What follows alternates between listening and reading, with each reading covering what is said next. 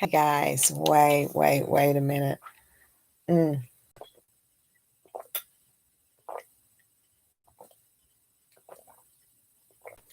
mm. Hey guys, real quickly, I wanted to add to my episode something that came to my mind about Will and Jada on the Red Table Talk. And this was the Red Table Talk after August Alsina had got on and admitted that he and Jada had a relationship. And he didn't come straight out and say it still, even then. He said it was the first time he had really been in love and he can really say he knew what love is. Okay, I'm not going to step on his parade or anything because this was something that he got in with full consent with an older adult than him. And a lot of us have been in those situations. And I want to say for those of us that have, and you notice I say us, you know, as grown adults, we have to take full responsibility for being the ones. If we are the more mature adult, we have to take full responsibility for being the ones that orchestrated it. And the responsibility we take doesn't mean that we didn't realize that we realize the consequences of it. But sometimes we fall into these situations without knowing. Now, I want to say that Um, first of all, I don't know if anybody cued in on this on their live, and I want you guys to comment on this and tell me what you think because we're being real. Because this is a moment in time where someone has opened up their lives to um, uncover some real issues or things that we deal with in life. And tell me what you think. Now, you notice that this Red Table Talk was on 2 days after the August Alsina thing. And although it was 4 years later, that didn't mean that one or the other party was prepared to deal with it 4 years later. But I can guarantee you that the only reason they're on there 2 days later, somebody made the other one get on there. And somebody didn't want to do it or feel comfortable with doing it with them, but felt forced. So, who was that? That person was Will Smith. A lot of people say he was hurt. And while he was talking, you could see that he was hurt. Clearly, what I saw was a man that was disappointed and disgusted with the fact that he was made to get on there, and a woman, Jada Pinkett, that was so more of an actress and burst on this because she was cool with it getting on there because it would make her situation better. This is her show. She did the red table. This is her red table talk. There was another time that Will Smith was on there talking about being a father and how his style of parenting was different than his father's.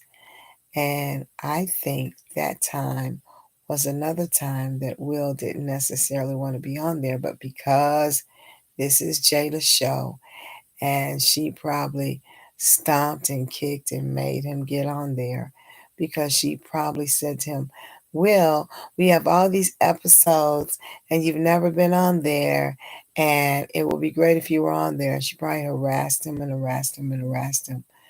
This is my opinion until finally he got on there. Now, it was enough that he didn't really want to get on there for that because you could tell that that's not Will's space. Will's space is acting, not getting on a red table talk that his wife came up with to make herself number one. It maybe have been relevant. It may be that she wanted to do something that she enjoys. It may be she wanted to have responsibility in being a breadwinner. Whatever the case may be, she found it red table talk. But apparently, they should have had discussions saying that Will should have spoke up right then saying, I'm not going to be on there unequivocally. I'm not getting on there. Well, he was already forced to get on there one time. Now, the second time was very uncomfortable for him, and he didn't want to do it. And apparently, to me, it looked like he was forced to do it. And in him being forced to do it, he didn't look very happy. And he said, well, tell them this is it's not an entanglement, it's a relationship. Now, come on, stop beating around the bush. I feel like Will Smith wanted to say, look, you got me on here now. I'm doing this because you forced me to do this. You asked me to do it. You know I didn't want to do it. And now you put me in a position where you say, look, my show's going to flop or it's going to have a turn for the worse. So it's not going to be true to life if you don't get on here, Will, and we straighten this out. Now, he probably feels like that's your baby. You should have straightened it out by yourself because he actually admitted that, yes, now I'm on here as your commentator, as your news program director. Not only am I saving you once, I'm saving you twice. Now, maybe, just maybe, he's just not in a space to even stay in the relationship and to continue in it. And he probably, just maybe, in my opinion, did not want to stay in the marriage. But um, for whatever the case is, um, he has decided to continue on. He really outwardly said, look, if it happens again, he's gone. Now, he maybe feels like his relationships or whatever he did in the past were not emotional things, not an emotional thing like what happened with August Alsina. So he doesn't feel like he's on the same page as what Jada had done. But he made plain and simply clear that if it happens again, it ain't gonna happen again. And I don't care how much Jada laughed things off or tried to call him in something else besides relationship. Will brought her to the table and he made her call a spade and said it was a relationship. He made her say it. And he said, you brought yourself to the red table. That's let me know that he didn't ask to be there. But since you want him with you, he's going to make sure, plain and simple, that to let everybody know that he's your commentator. He is your interviewer. He is, he didn't want to be there. Guys, he didn't want to be there. He was uncomfortable with being there. Not only that, when he was reliving it, there you could see the pain. So yes, there was some pain in it that he experienced. Of course, Jada didn't experience the pain, and he probably didn't want to hear her mouth saying, "Well, I ain't talked to Og in all this time. It's not the way I wanted it, but I ain't talked to him." Man, wrong words, Jada. You don't say that to a man that already was hurt because of your infidelity and then mention the fact that you really wanted to talk to him, quote unquote. You are saying that you did really want to talk to him but couldn't because, of course, you cut it off. You made a stand. You said, I'll cut it off, and you let him go to keep your marriage. And I don't know if you guys are happy. You seem like buddies. You're giving high fives. You're giving a fist pump.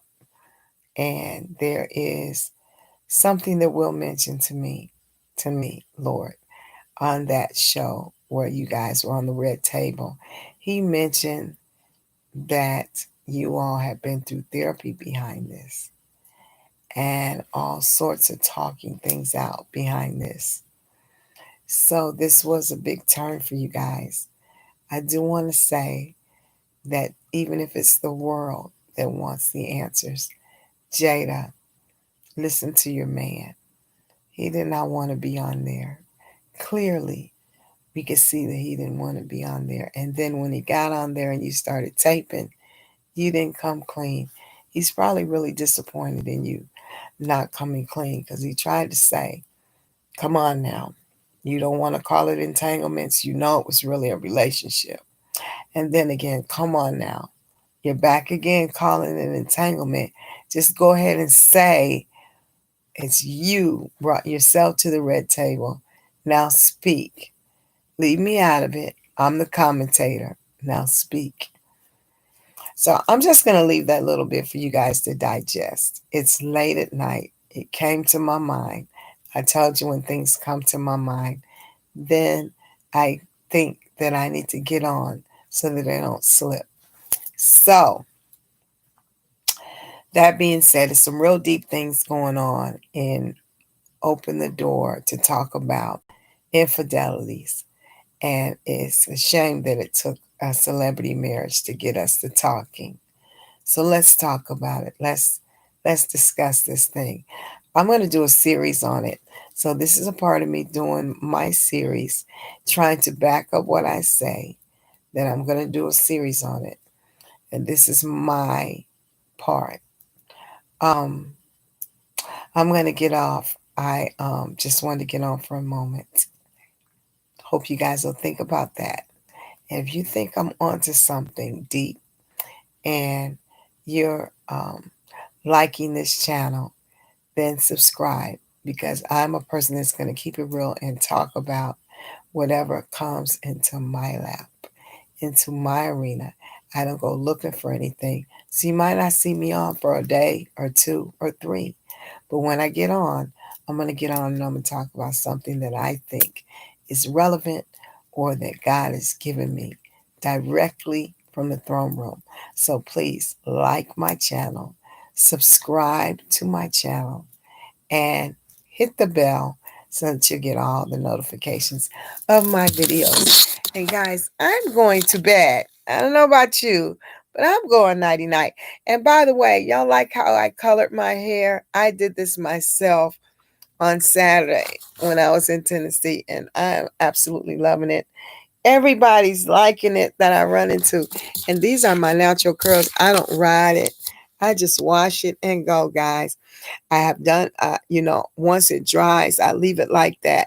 I don't have to do it again. I haven't done it, gosh knows, but I did get my back etched up and got it nice and smooth. But I'm loving it. I'm loving all of it. I just wanted to add that 2 cents, guys. Yes, I'm loving my hair because I did it myself. And can't nobody say.